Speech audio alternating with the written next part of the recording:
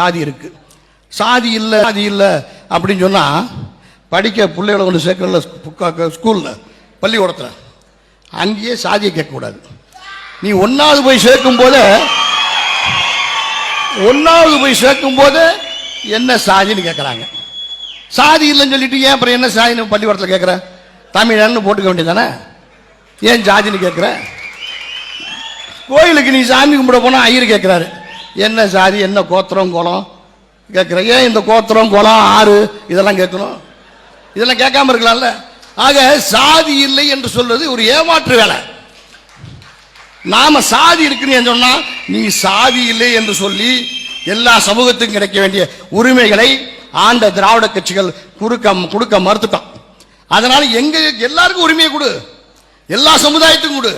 இடஒதுக்கீடோ வேலை வாய்ப்போ எதுவாக இருந்தாலும் அரசு அதிகாரமோ எத்தனை பேர் 100 பேர் இருக்குன்னா 100 பேருக்கு உண்டானதை கொடு, 10 பேருக்குன்னா 10 பேருக்கு உண்டானதை கொடு, எல்லா சமுதாயத்துக்கும் கொடு. இதுதான் வன்னிய சங்க மேடையில் நாம எல்லாரையும் உட்கார வச்சு